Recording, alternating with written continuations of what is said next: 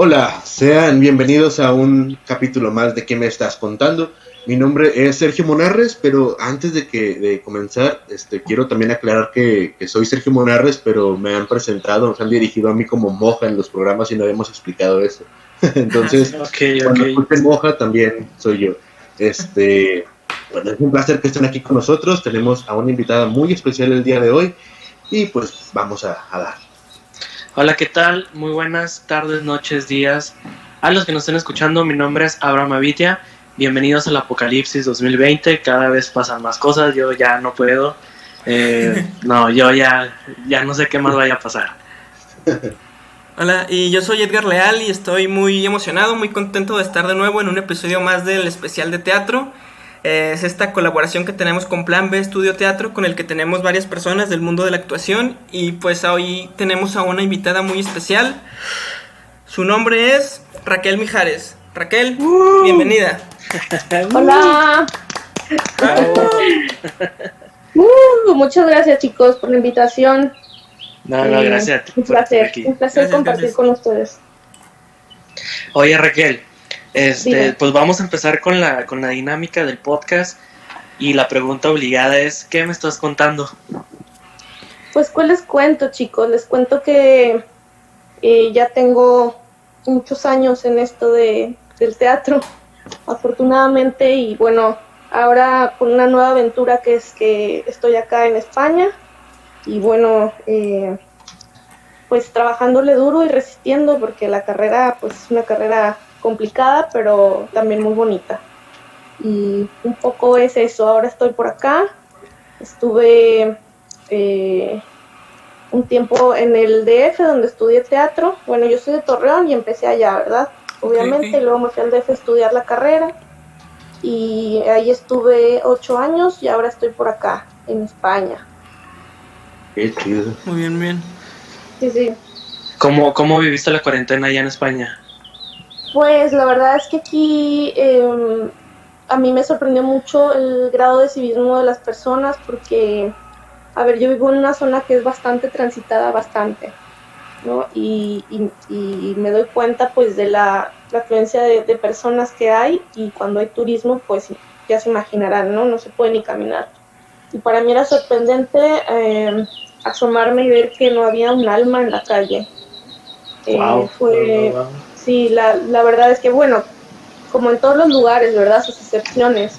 No faltaba por aquí, por allá el que, ya saben, el que no sigue las reglas, pero en general la verdad es que la verdad es que en general la gente pues sí acatamos muchísimo como las indicaciones y pues nos encerramos desde el día 1 que nos dijeron que teníamos que hacer la cuarentena, y yo prácticamente fueron 2 meses que solamente salí un par de veces por el supermercado, y por el supermercado mis vecinos, que son gente ya mayor, y bueno, solamente a eso, la verdad. Oye, ¿había alguna multa por si salías a...? Sí, sí había multas, sí estaban multando, y son, bueno, eran multas altas, no recuerdo bien si... Te mentiría porque no recuerdo bien de cuánto era, pero eran multas altas, o sea, no te convenía salir, ¿no? Y tengo una amiga que incluso me ha contado que ella estaba teletrabajando y tiene un trabajo de estos que con horarios rotativos, ¿no? Terminó su jornada a las 3 de la mañana y decidió bajar la basura y la han multado, ¿no? Sí, tuvo mala suerte, pero bueno, es que sí, la verdad sí estaban bastante estrictos con eso. Sí. Pues estuvo bien, ¿no? Porque así, pues ahorita España es de los países que ya están saliendo de la cuarentena. Y así es. No, pero qué bueno que pudieron pues tener ese grado de civismo, como tú dices. Aquí en México pues está un poquito más diferente. Sí. Bastante, qué poquito. Sí, pero no sé si te han contado. Sí, bueno, mi familia está todavía allá, y claro que nos llegan las noticias, y pues obviamente también estamos un poco preocupados por eso. Acá sí, efectivamente, ya estamos saliendo poco a poco, claro, con muchísimas restricciones aún, es decir, todas estas precauciones de higiene existen, ¿no? Y bueno, se han modificado también muchas cosas, por ejemplo, no sé, en los centros comerciales ahora es diferente la manera en la que entras, hay todo un protocolo, ¿no? Sí. Las tiendas no se entra tan fácilmente, incluso a veces tienes que hacer fila, como para que no haya mucha gente dentro de la tienda, etcétera. Bueno, el uso de la mascarilla es obligatorio en el transporte público, si no también te multan, y eso sí que me consta, me ha tocado ver que hay muchísima vigilancia y van rotando de tren en tren para verificar que todo el mundo esté usando la mascarilla. La gente acata muchísimo lo de la sana distancia y bueno, eso. Poco a poco volvemos a la nueva normalidad porque no, en realidad sí es como muy extraño, incluso cuando se comenzó con estos horarios, acá se comenzó con horarios en los que podías salir a dar un paseo o hacer ejercicio al aire libre. Y era súper extraño porque la gente salía y no íbamos a ningún lado, no íbamos a ningún lado. Entonces la vibra era como muy extraña, era una energía muy diferente que yo nunca había experimentado y eso también fue interesante.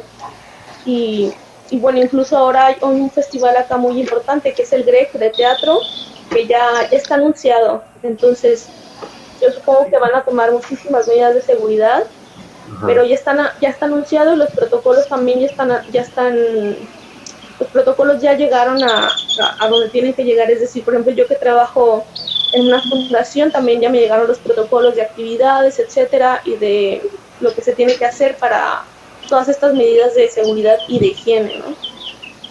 Perfecto, no, lo bueno es que ya hay unas reglas que hay que seguir para reactivar otra vez el teatro, ¿no? Así es, sí. Perfecto. Leal. Sí, oye, ¿cómo dijiste que se llamaba este festival de teatro? El GREC. ¿GREC?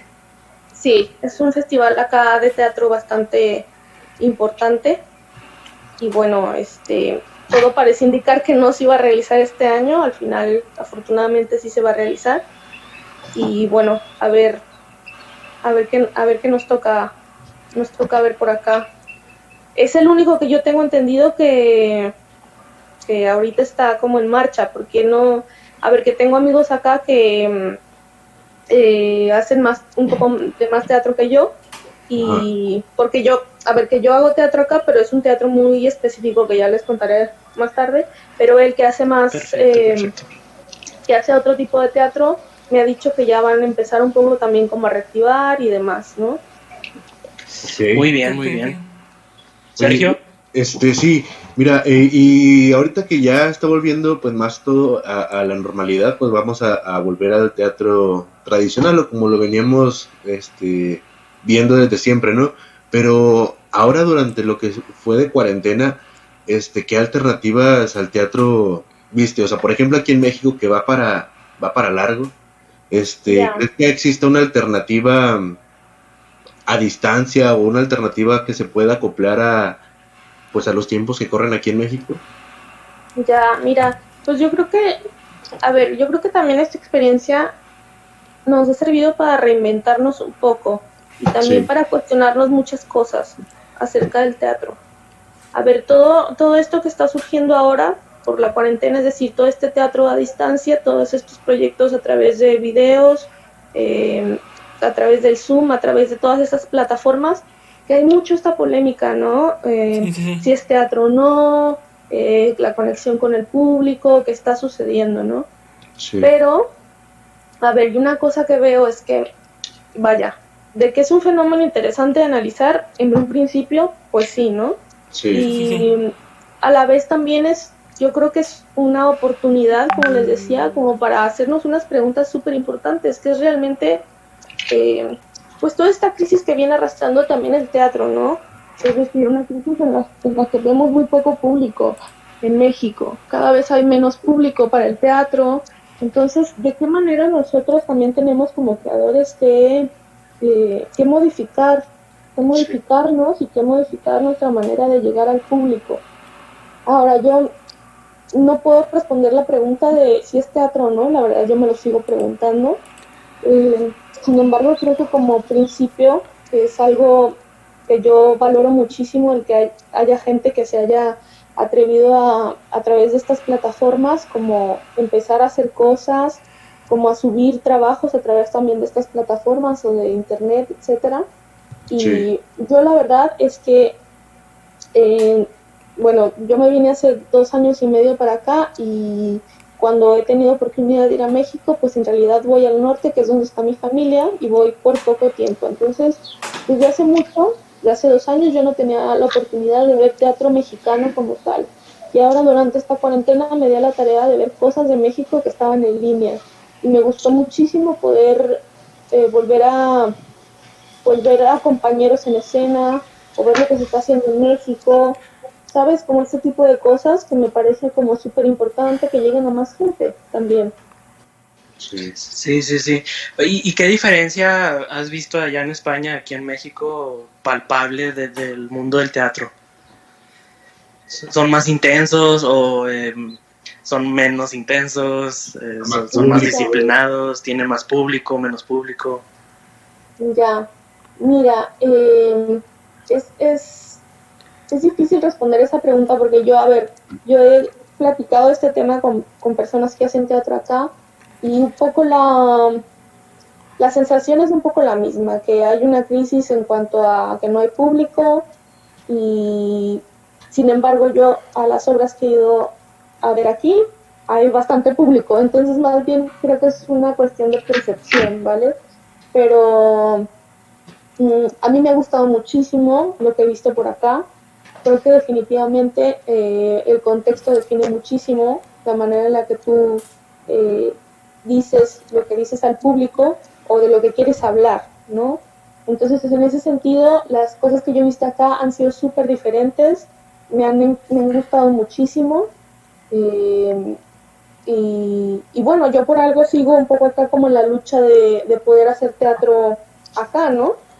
A ver, también la realidad es que es complicado llegar a un lugar nuevo Sí. y además, a ver, esta cosa del teatro también es mucho como es decir, en México a mí algo que me pasó fue que yo salí de la escuela y yo ya tenía trabajo, salí como muy acogida por la escuela, como por compañeros, por gente que vas conociendo, ¿no? Ajá. Durante Claro. este periodo de estudios. Y llegar acá, pues realmente es picar piedra y empezar. A ver, la mamá de una de mis mejores amigas que también vive por acá me decía, es que uno no empieza desde cero, uno empieza desde menos cero. Y creo que es verdad, uno empieza desde menos cero. Y sin embargo, la ventaja que yo le veo es que a mí me permitió romper con ciertas estructuras o ciertas cosas que yo traía desde México, como muy armadas ya en mi cabeza, como muy planteadas, y, y venirme para acá me permitió como romper con todo eso y justamente darme cuenta y decir, bueno, aquí nadie me conoce, aquí yo soy una mortal más, ¿no? Entonces, ¿qué tengo que hacer? ¿No? Y un poco en el camino yo me doy cuenta que yo creo, sinceramente lo que creo es que si yo quiero hacer teatro acá, yo necesito crear mi propio teatro acá. Y estoy en esa búsqueda y estoy como en ese camino. Una cosa interesante es que durante la cuarentena yo estuve activa, estuve muy creativa. Porque, a ver, durante estos 2 años ha sido también como esta constante duda, ¿no? Esta pregunta recurrente de a ver si voy a hacer teatro o no, o ya me dedico a otra cosa, porque bueno, aparte tengo otra carrera y tengo un diplomado en otra cosa, ¿no? Entonces, me dedico a esto, me dedico al otro, o quiero hacer teatro, ¿no? Y yo creo que la vida me ha llevado poco a poco como a encontrar la respuesta y hoy en día, como le comentaba a Edgar, hoy en día, curiosamente, hago de todo un poco de mis tres carreras, ¿no? ¿Nos puedes comentar tus otras carreras? Sí, yo estudié comunicación ahí en Torreón. Ah, ok. Luego me fui al DF a estudiar teatro y aquí estudié socioeducación para personas con discapacidad.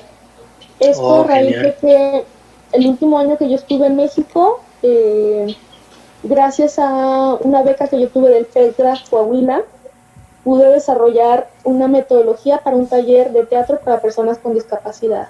Y fue así como yo entré como al sector de discapacidad, por así decirlo, ¿no?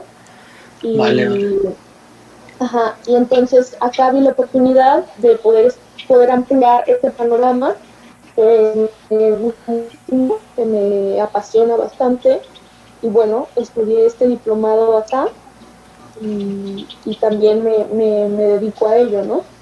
Y bueno, a mí en la cuarentena, como les decía, me surgió como otra vez el ser creativo, por así decirlo, y junto con, por ejemplo, junto con Mariela López, que es otra actriz coahuilense, nos pusimos a escribir, terminamos una obra de teatro, empecé otra, ¿no?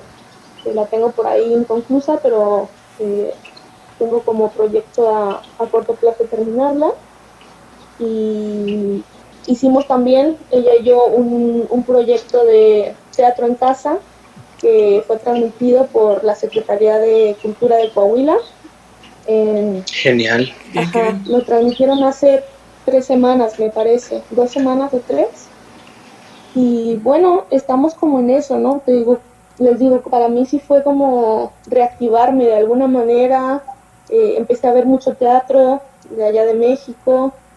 No sé, a mí tuve también momentos difíciles, no voy a decir que no, durante esta cuarentena, porque la verdad es que al principio fue muy, muy difícil, pero también tuve momentos de bastante catarsis y de bastante replantearme cosas y responderme preguntas, ¿no?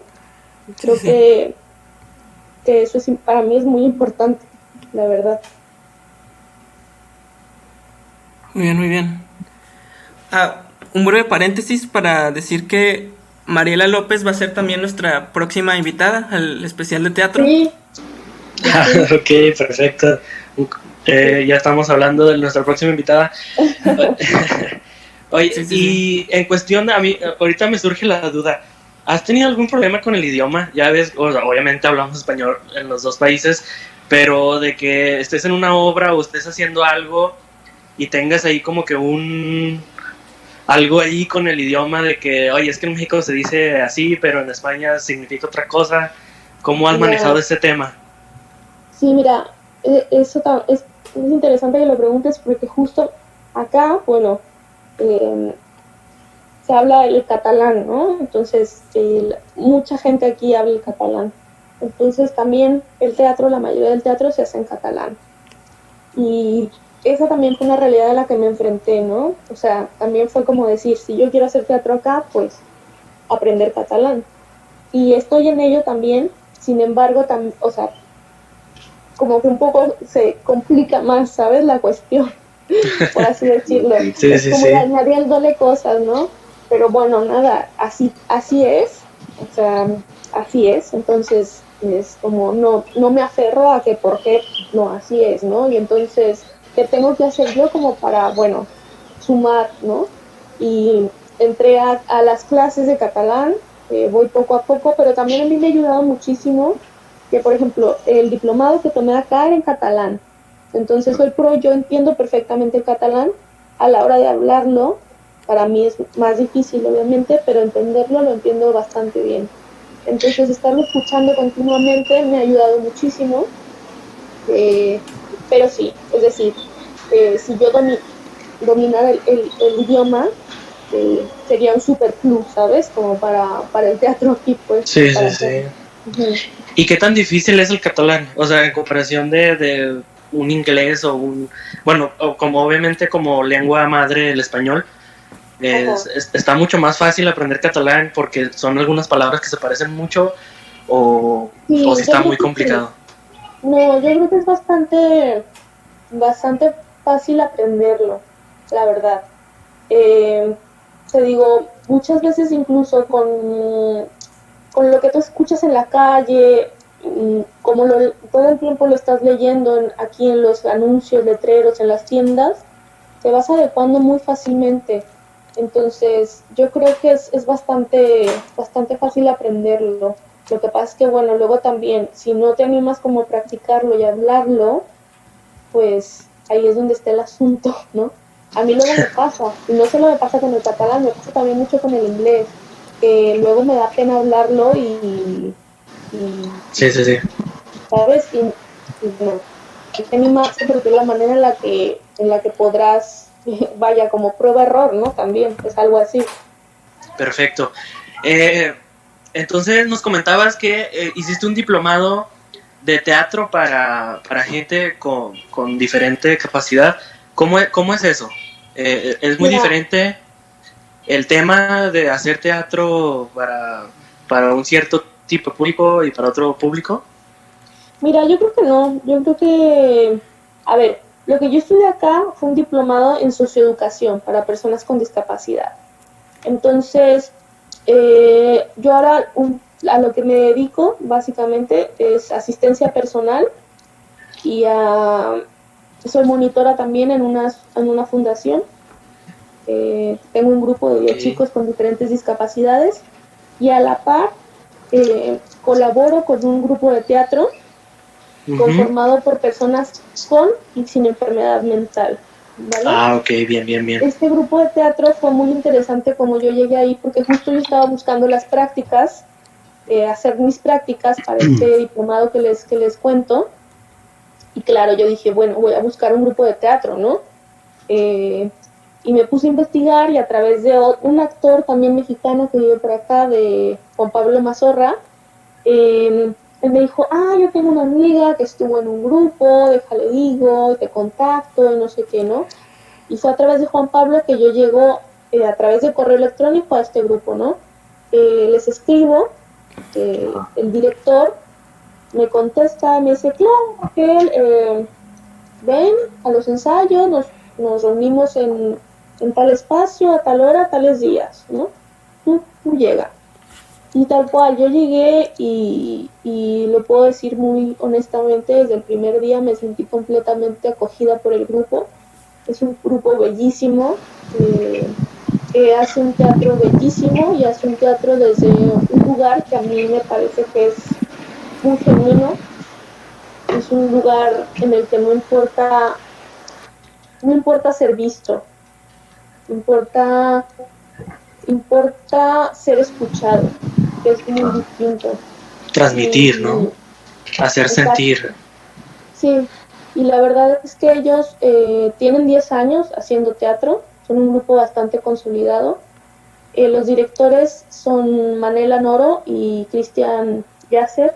Ellos dos son doctores, no, es decir, de profesión son doctores y a la par son directores de este grupo, ¿no? Hacen cosas súper interesantes porque además es una dinámica muy, muy interesante porque, a ver, sí que ensayamos, pero por las características del grupo, muchas veces, a ver, las cosas no salen como las planeamos, ¿no? Como las ensayamos. Es decir, muchas veces, incluso los días de función, puede haber alguien que tiene una crisis o que simplemente no puede llegar por algún motivo, ¿no? Y se le da la oportunidad de que no llegue y se resuelve. Entre nosotros resolvemos todo el tiempo. Entonces, a mí de entrada, esa dinámica, pues me sacó completamente de una dinámica a la que yo venía acostumbrada desde México, ¿no? Como este rigor del teatro, esta disciplina del teatro, que tiene que ser así, y no puedes faltar a los ensayos, y tal, y bueno, llegué aquí con este grupo y para mí ha sido una experiencia muy, muy linda poder estar con ellos, trabajar con ellos. Además, fue súper curioso porque el primer día yo llegué, me presenté, se presentaron todos y me contaron, ¿no? Raquel, mira, es que el año pasado presentamos Puente de Juna y ahora lo vamos a retomar. ¿Te gustaría actuar? Y yo dije, ¿qué? Me dice, sí, me gustaría actuar. Y yo, sí, el primer día, ¿no? Que fui yo, sí, sí. Claro. Ah, pues ya está, ya tienes papel, ¿no? Y, y entonces fue muy bonito. Fue una experiencia bastante linda. Y ahí sigo con ellos. Los procesos con ellos son bastante largos, igual por las características del grupo, ¿no? Es decir, por ejemplo, esta obra que la retomaron, pues la presentaron durante 2 años. La ensayaron durante un año y la estuvieron presentando durante 2 años aproximadamente. Y hoy por hoy empezamos otro proceso que bueno, que se vio interrumpido por esto de la cuarentena obviamente, pero que yo creo que en septiembre lo retomaremos y bueno, llevará su tiempo también, llevará aproximadamente un año en que se concrete y se pueda presentar. Oye, en Sí. España, Sí. ¿cómo es el tema de la inclusión social? Porque estamos aquí haciendo el análisis Ajá. y ahí dice que en España se quiere usar el término de persona con diversidad funcional y no Así es. con discapacidad. ¿Tú cómo ves este tema? Así es. Mira, cada vez son más los organismos que utilizan el término de diversidad funcional. Sin embargo, acá hay un debate un poco extenso al respecto, porque luego las personas con discapacidad lo que argumentan es que el término es un tanto confuso, porque, a ver, diversidad funcional, todos somos diversos funcionalmente, ¿no? Es decir, todos somos distintos, entonces diversidad la tenemos todos en ese sentido. Entonces, dicen un poco que lo que sucede es que el término, a ver, en cuestiones un poco de burocracia o de derechos, o sí, tal cual, como para solicitar ayudas, pues resulta confuso. No les termina de convencer. Entonces, todavía acá se sigue utilizando persona con discapacidad o persona con diversidad funcional. Son los dos que se utilizan. ¿Y crees que hay una discriminación fuerte en España? ¿Con respecto a qué? A las personas, sí. Mira, algo que yo he vivido acá y bueno, obviamente yo acá lo comento con personas de acá y ellos me dicen que aquí estamos muy mal, en cuestión de derechos para personas con discapacidad estamos súper mal. No, para ellos todavía hay mucho que hacer y claro, siempre habrá muchísimo que hacer. Pero a ver, yo que vengo de México hago una comparación y sí que me parece que acá está muchísimo más trabajado en muchos sentidos. Simplemente en cuestión de movilidad, a ver, es que acá todos los autobuses están adaptados, todos tienen rampa, la mayoría de las estaciones de metro tienen los ascensores. Me parece que solamente un par que no tendrá ascensor, pero la mayoría tiene los ascensores. Creo que hay muchas fundaciones, hay muchas ayudas para la dependencia y es algo que yo no veo tan claro en México. Puede ser que me falte información de México, porque si bien yo solo trabajé un año en México con personas con discapacidad, y la realidad es que acá ya llevo 2 años, llevo un poco más, estudié acá, entonces también igual estoy un poco más informada, pero me parece que en México todavía nos falta bastante. Sí, porque... Dime, perdón, dime. No, yo un poco lo que comentaba de discriminación, yo creo que acá está muchísimo más unido el tema. Creo que acá hay bastante conciencia. Sin embargo, bueno, siempre falta, siempre va a faltar más educación y más conciencia sobre la discapacidad y lo que implica. Sí, porque aquí en México inclusive se hizo como que un mame ahí en redes sociales de la gente que se estacionaba en los lugares para discapacitados, en lugares públicos, porque realmente uno nunca sabe cuándo se vayan a usar, ¿no? Entonces pues en la experiencia personal yo creo que sí falta como que concientizar a la sociedad realmente aquí en México y en Torreón sobre todo, porque sí como que se nos va de lado ese tema, como que no lo tenemos mucho en cuenta. Entonces sí, me llama mucho la atención que allá en España, como tú dices, sí se toma en cuenta, pero aún así sigue faltando, ¿no? Sí, siempre va a faltar. A ver, creo que aquí podría decir que todavía estamos en pañales, entonces imagínate, ¿no? Sí, sí. Oye, ¿y qué propones tú Oye, y para también cambiar la cultura esa que tenemos aquí en Torreón? ¿Tú qué propones que se haga con respecto a las personas con discapacidad? Yo creo que falta mucha sensibilización, falta mucho programa de sensibilización, falta también que, eh, a ver, acá se está utilizando un término que va después de la inclusión, que es la normalización, ¿no? Es decir, que el entorno es el que se tiene que adaptar a todas las personas y no las personas al entorno, ¿no? Entonces yo creo que tiene que ver un tanto en educación, creo que tiene que ver en sensibilización. Infraestructuras también. Exactamente, infraestructura, programas de apoyo, de soporte. Uf, sí. Yo te digo, gracias al PECDA yo pude hacer ¿cómo se llama? Esta metodología, ¿no? Porque yo me empecé a interesar en el tema. Sí. Pero creo que también, o sea, creo que habría que hacer muchísimo. Es decir, simplemente, a ver, un ejemplo muy básico quizá, ¿no? Para nosotros es relativamente fácil, por así decirlo, de alguna manera, ir al doctor, ¿no? A ti te pasa algo, tienes un malestar y vas al doctor, ¿no? Por ejemplo, alguien que tiene una discapacidad intelectual, le es mucho más difícil poder ir a un doctor o tener la facilidad de comunicarse. Sí. Si me explico, es decir, para el doctor, si yo voy al doctor me explica qué tengo y ya está. Alguien con discapacidad intelectual, quizá el doctor se va a tardar media hora más o una hora más en explicarle qué tiene, ¿vale? Sí. Y hoy por hoy, el doctor en México no está preparado para explicarle a la persona con discapacidad intelectual lo que pasa, ¿sabes? Uh-huh. Y así es, con todas las discapacidades, es decir, también es un panorama bastante amplio, pero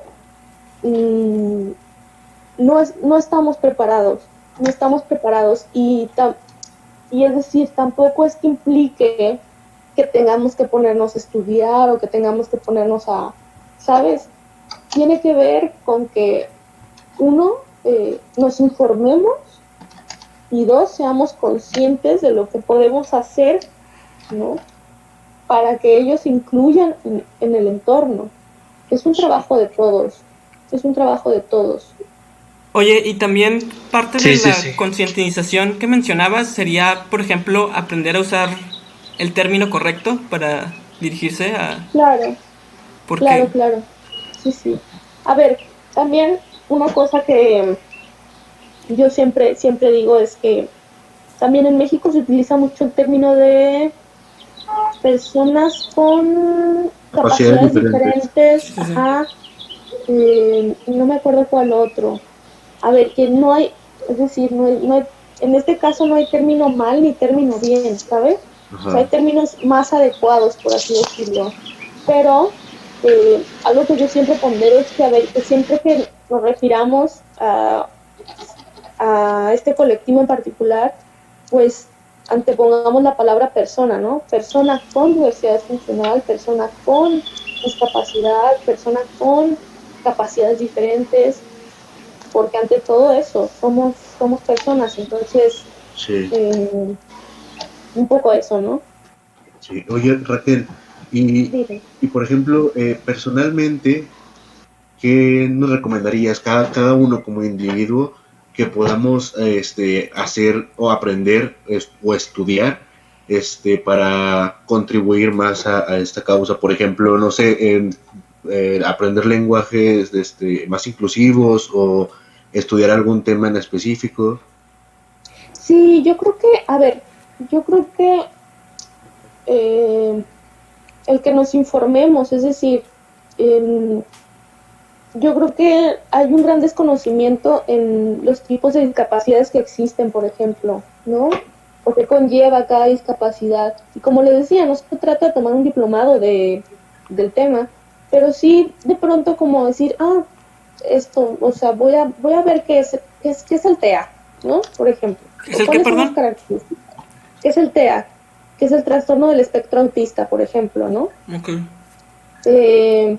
O no sé, o sea, por ejemplo, también algo que ocurre mucho es como este estigma que hay social, ¿no? De ver al que tiene una discapacidad como diferente, o como que no puede, o como que... Okay. Sí, como verlo alejado de nosotros, ¿no? Y yo muchas veces lo que digo es, si te interesa, acércate y pregúntale, ¿no? ¿Cómo estás?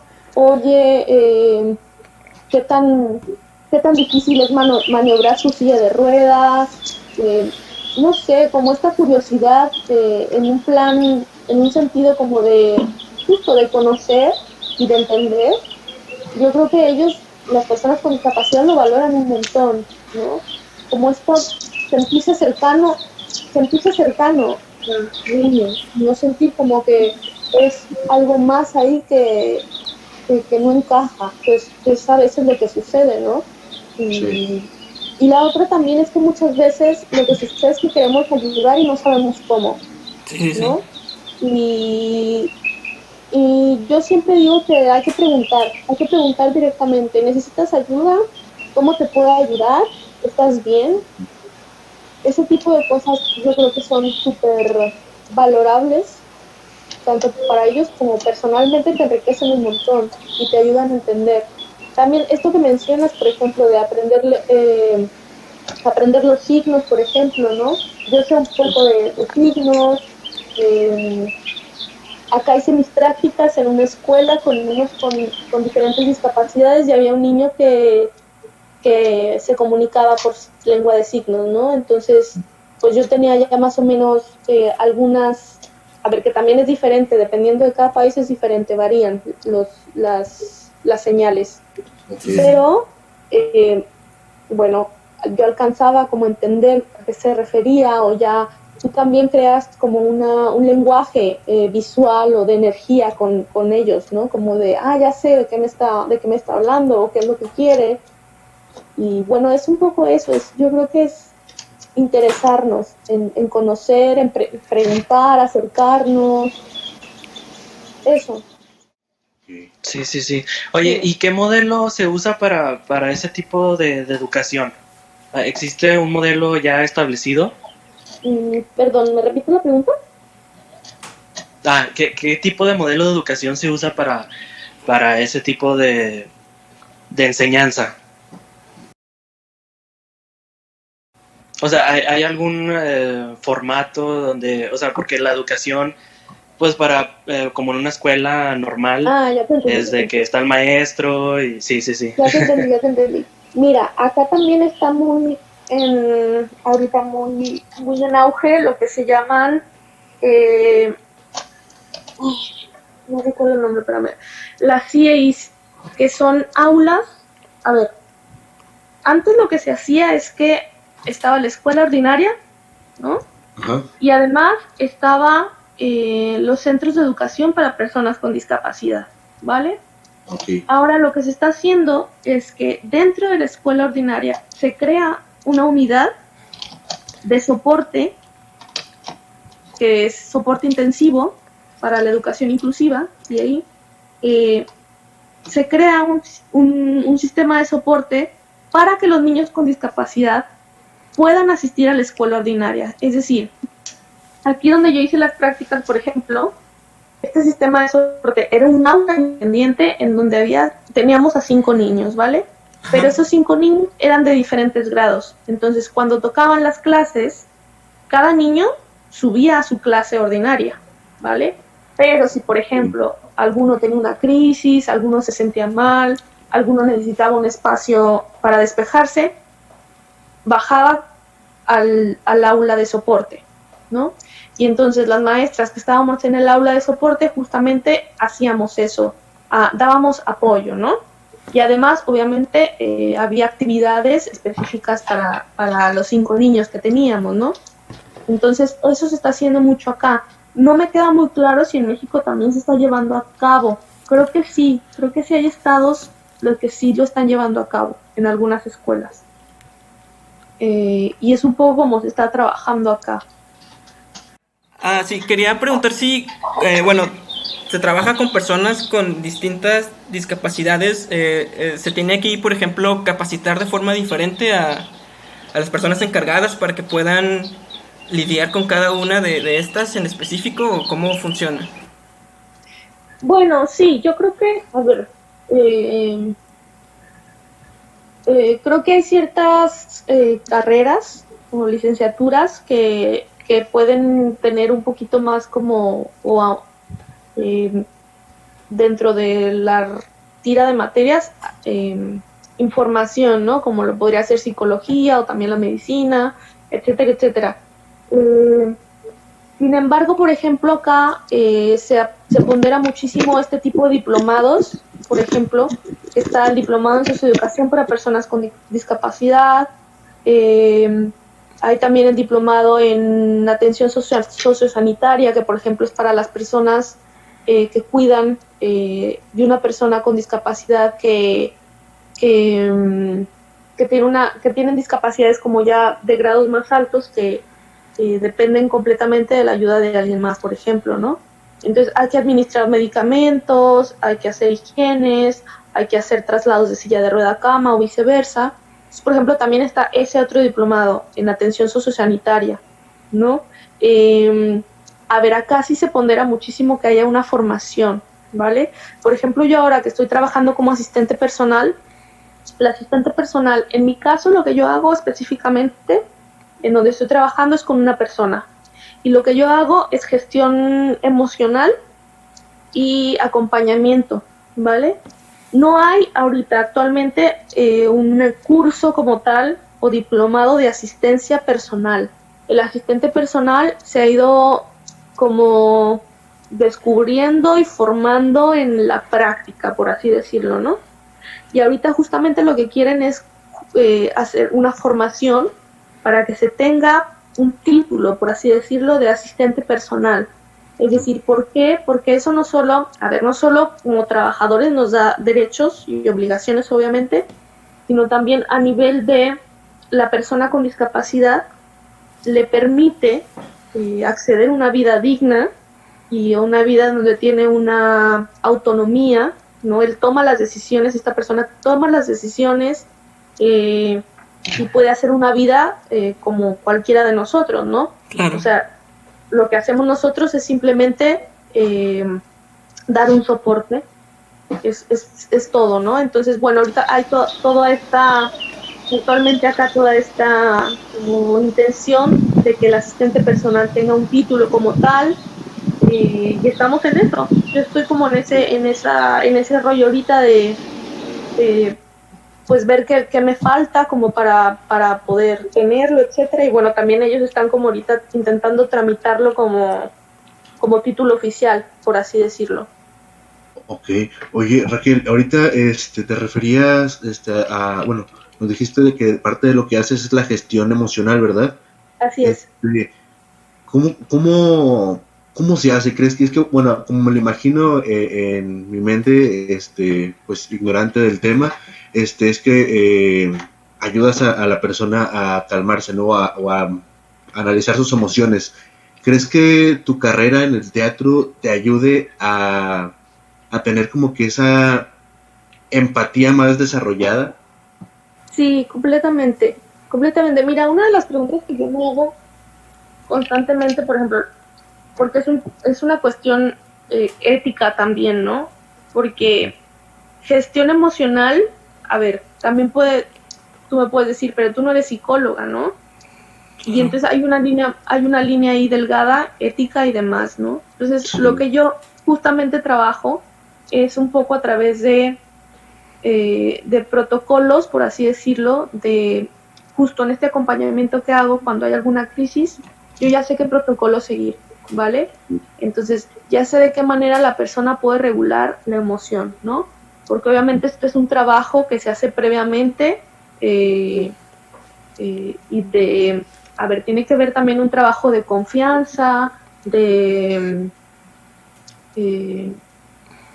sí, tal cual, de confianza, ¿no? Entonces, esto se trabaja previamente y entonces yo ya sé que cuando hay una crisis, yo ya sé qué protocolo seguir, cómo gestionar la emoción, de qué manera la persona puede calmarse, de qué manera la persona puede empezar a regularse, etcétera, ¿no? Ok. Pero definitivamente yo creo que, a ver, a mí el teatro, se los dije en un principio, me enseñó a escuchar, muchísimo. Y yo creo que eso ahora me sirve muchísimo y tiene todo que ver, ¿no? En que yo pueda realizar este trabajo. Porque, a ver, no solo la escucha, también como tú lo dijiste, es la empatía, ¿no? La empatía es reconocerme en la otra persona y pues sí, y, a ver, somos seres humanos y todos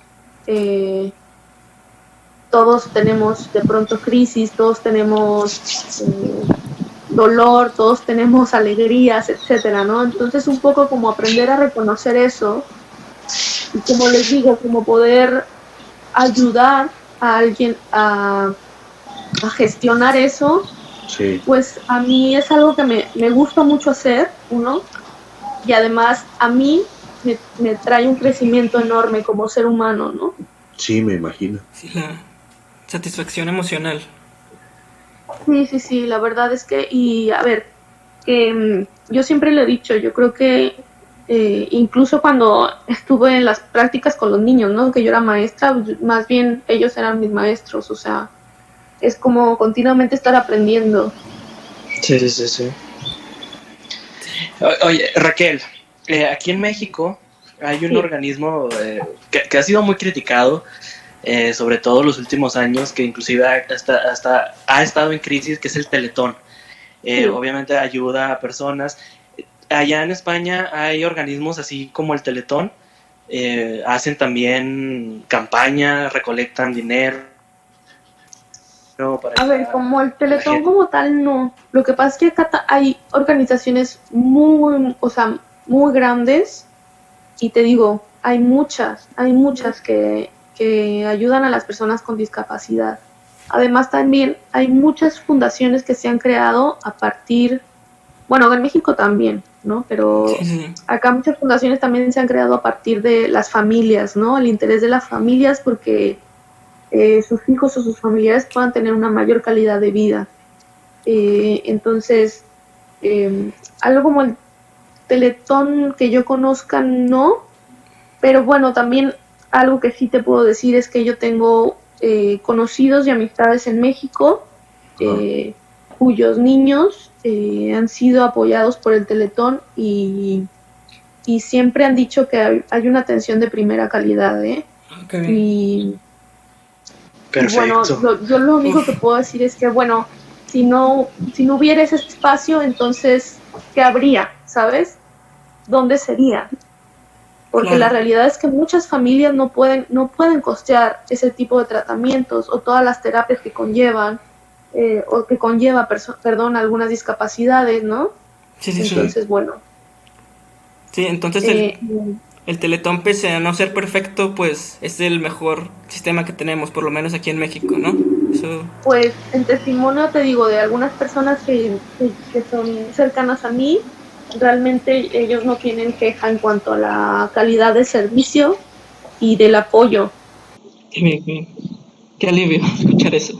Sí, Sí, sí, porque bueno, se sí, han como hecho le como que dices tú, muchas pues, leyendas, ¿no? sí.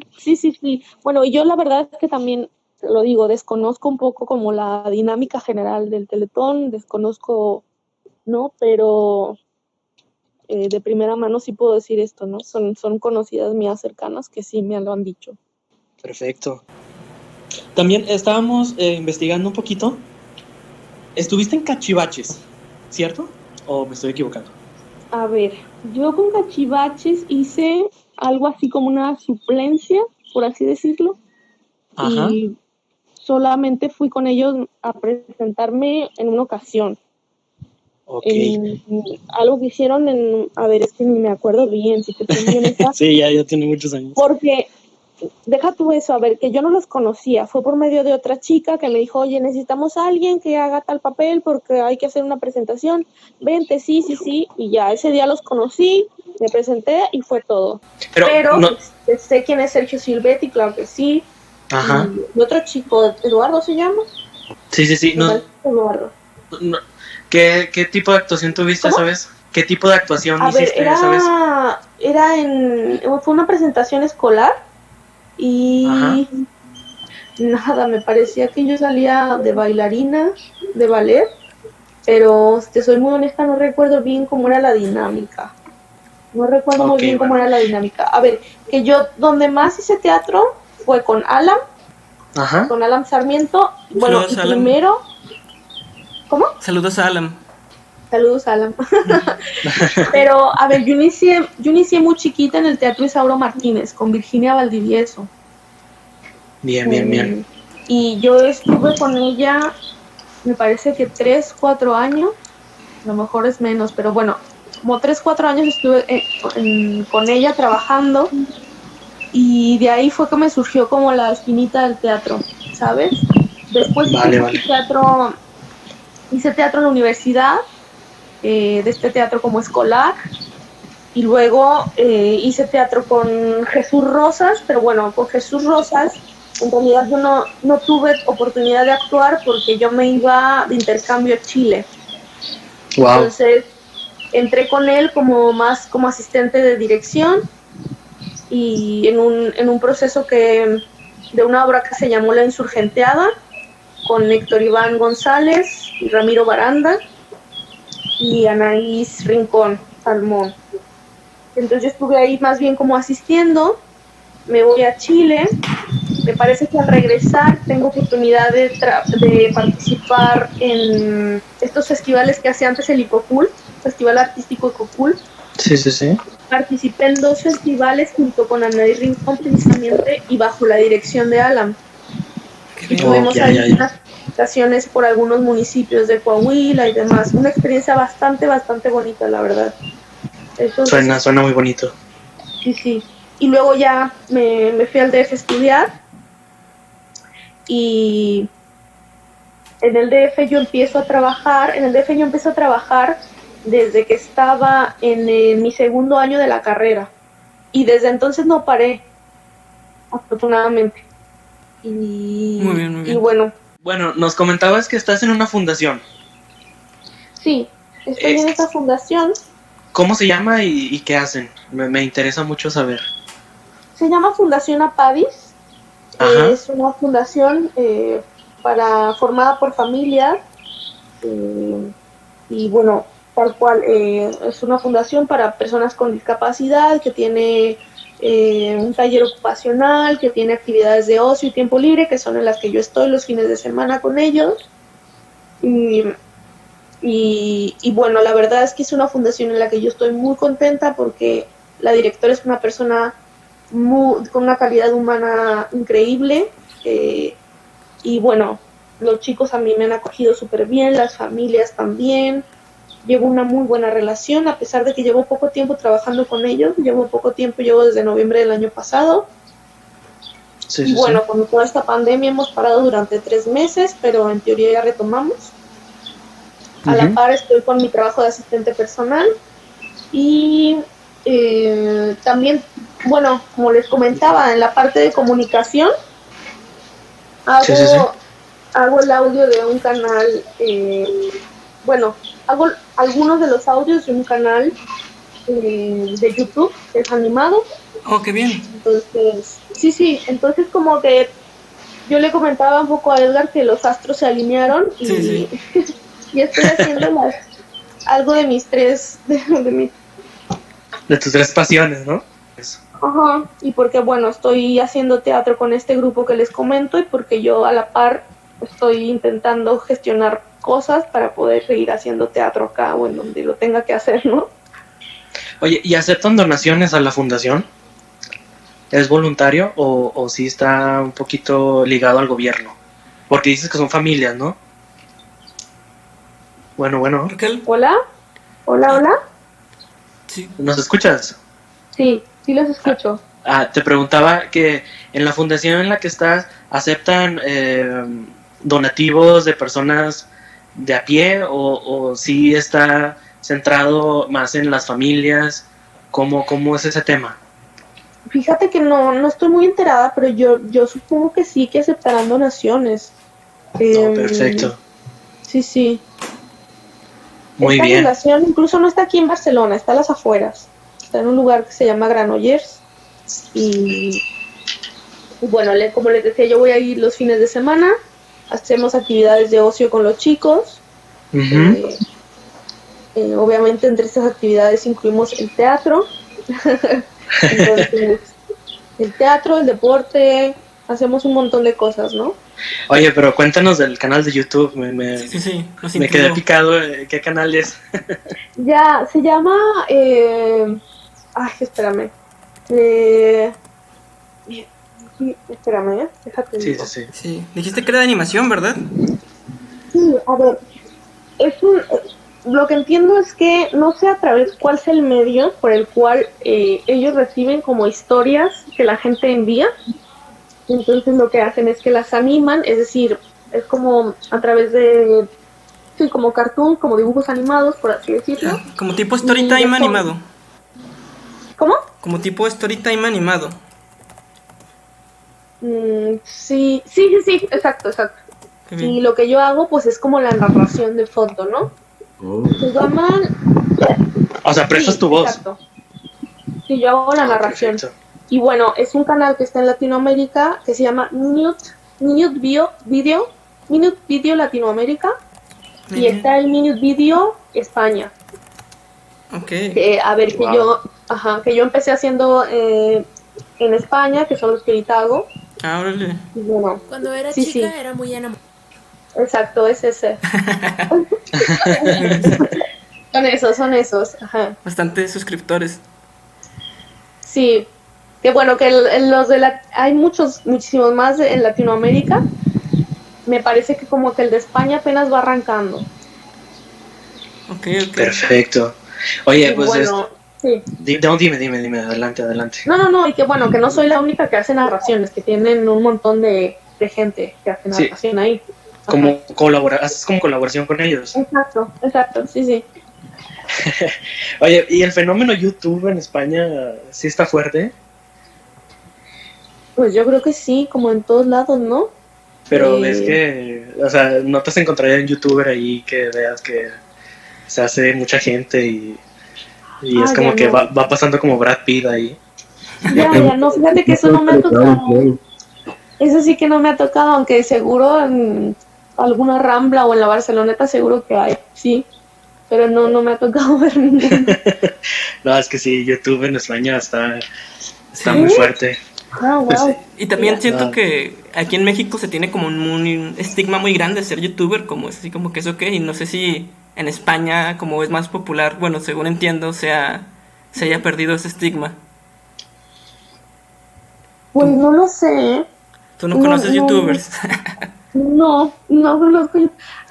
A ver, ahora durante la cuarentena, mi esposo, porque estoy casada, Sí. mi esposo él se dedica a las ventas en un corporativo, sí que se animó a sacar un canal de YouTube sobre ventas. Ok. Y por ahí está en YouTube, ajá.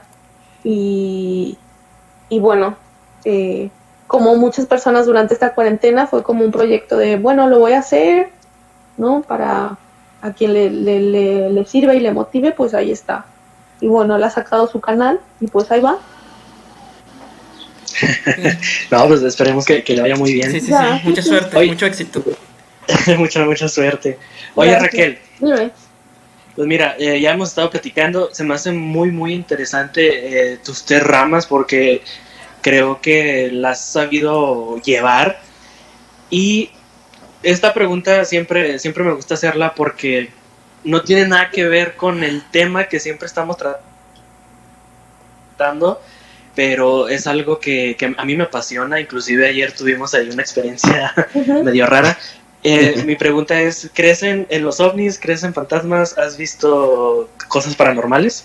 Ya, mira, creo mucho en las energías. Creo en las energías. Creo que obviamente el universo es infinito. Entonces yo no descarto que haya algo más allá Claro. afuera y que nosotros seamos una parte muy minúscula del cosmos, por así Claro, decirlo, claro. ¿no? Creo también, como lo acabo de decir, como en energía. Entonces en cuestión como, a ver, que no me atrevo a decirlo como creo en fantasmas, ¿sabes? Como tal.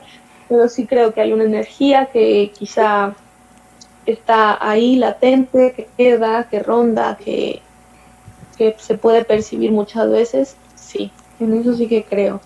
Experiencias como tal, no he tenido ninguna hasta el momento, ni de ovnis ni de fantasmas, pero sí que creo que, que sería muy egoísta, muy ególatra decir que somos los únicos en este universo, ¿no? O sea, por favor. Sí, claro, claro. Por probabilidad. Ajá, y bueno, eso. Sí, es que también, No. Abraham lo había preguntado también en los otros especiales de teatro porque también es muy como que de leyenda urbana típica que en los teatros aparecen cosas, ¿no? Ya, pues mira, es que se mueve tanta energía que, o sea, sí, claro. O sea, todo el tiempo estamos trabajando como con algo muy interno, ¿sabes? Sí. Y eso va y viene, además, bueno, también se nutre la energía del público. Sí, es una cosa como muy, pues sí, como muy mística también, ¿saben? Una cosa bastante mística y yo no dudo que en muchos lugares o muchos recintos sucedan cosas por esto mismo. No, sí, bueno, yo sí creo en eso, pero muy respetable, ¿no? Todo, yo siempre digo que hasta que no te pasa, claro, hasta que no te pasa, empiezas a creer. Así es. Sí. No, pues mira, muy, muy agradable plática. Hay una disculpa por los detalles técnicos, pero No se preocupen. pero se me hace muy loable el tema de la educación a personas con discapacidad, o como le están llamando ahorita, y pues genial, ¿no? Genial saber un poquito más de este tema. No sé si Sergio Leal tenga algo más para complementar e ir cerrando ya. Pues yo también me quiero disculpar por los problemas técnicos. Normalmente no nos falla tanto la red. No sé qué pasó el día de hoy, que ya toda la semana ha estado yéndose la luz, ha estado yendo el internet, ¿no? Ha estado muy raro, pues cosas del fin del mundo. Han de ser los ovnis. Ya, sí, Y pues, exacto. una disculpa con eso, y un No se agradecimiento. preocupen, chicos. Fue muy agradable platicar con ustedes y al contrario, muchas gracias por la oportunidad de compartir un poquito de lo que estoy haciendo por acá, como le decía yo a Alan, como esta lucha o resistencia que tengo todavía, como de voy a hacer teatro, no sé cómo, pero lo voy a hacer, ¿no? Sí, Y ahí sí. poco a poco, como de ir encontrando otras vías, ¿no? En mi camino que me han permitido no solo una estabilidad emocional, sino también económica y sentirme muy feliz y muy realizada. Entonces, pues yo al contrario les agradezco mucho la oportunidad como también de compartirlo y de su interés en el tema también, por supuesto.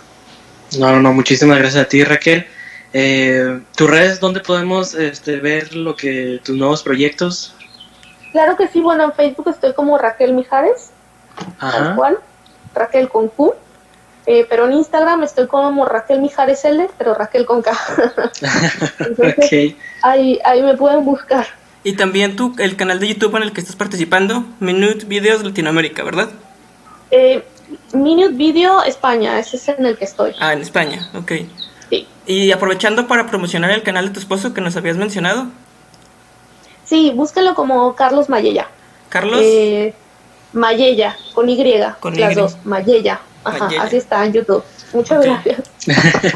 Perfecto, entonces pues nos despedimos, Leal. Me gustaría así agregar, bueno, porque se me hace muy noble tu labor informando y concientizando sobre las personas con discapacidad. Y aprovechando que estoy enterado yo, tenemos una como escuela que enseña lenguas de señas, entonces se me hace que es apropiado mencionarla para que pues aportar más a todo esto, ¿no? Se llama Idiomas en Silencio en Instagram y me parece que en Facebook también. Ellos sigan a qué me están contando, entonces me parece muy bien. Un saludo. Sí, claro que sí. Qué chido que lo mencionas. Sí, Y bueno, ya que... Sí, sigue, perdón. No, nada, un poco que justo algo que se me olvidó mencionar, que cuando tuve este apoyo del PECDA, también fue gracias a personas muy importantes que trabajan en esta labor allá en Torreón, Coahuila, que son Connie Musquiz, Fundación Down de la Laguna, que me apoyaron un montón para que yo pudiera realizar este proyecto, y que bueno, que ese fue como el parteaguas para que yo comenzara como en esta carrera, ¿no? Que para mí es muy importante decirlo. Ceci Zarzosa, que es otra amiga por allá, que también como que me ayudó muchísimo como a contactar a asociaciones y demás. Y bueno, Connie Musquiz, que ha dedicado muchos años a hacer teatro con personas sordas, ¿no? Sí, muy bien. Perfecto. También, no, pues muchísimas gracias, Raquel. Dime. Sí, mencionar que, como ya había mencionado antes, Mariela López va a ser nuestra próxima invitada. Fue ella con quien estuviste haciendo la obra que mencionaste, ¿verdad, Raquel? Con ella escribí una obra que bueno, probablemente cambie de nombre, pero por lo pronto tiene uno. Escribimos esta obra justamente sobre nuestro proceso de migración, mezclando la cocina mexicana con la cocina catalana. Y con ella también hice un video que habla sobre los niños y las niñas que estuvieron esta cuarentena con sus agresores y que fue transmitido a través de Secretaría de Cultura de Coahuila. ¿Se llama Tete? ¿Estás ahí? ¿Sí es correcto? Exacto, es ese. Ahí sí, para sí, que lo véanlo. chequen en YouTube, sí. Y bueno, ya también, la próxima Mariela nos explicará también más al respecto desde su punto de vista. Y de nuevo muchas gracias, Raquel, por acompañarnos este tiempo. Reiterarte la disculpa por los errores técnicos y pues fue muy agradable tenerte. También agradecer a Plan B Estudio Teatro y a Alan Sarmiento por hacer posible esta colaboración. Gracias a ellos podemos tener a Raquel aquí con nosotros y pues se vendrán más para el especial de teatro. Gracias. Pues muchas gracias, Raquel. A nombre de ¿Qué me estás contando? Y de Eduardo Dávila, Chester Chetos, nos vemos en el próximo capítulo de ¿Qué me estás contando? Bye. Bye.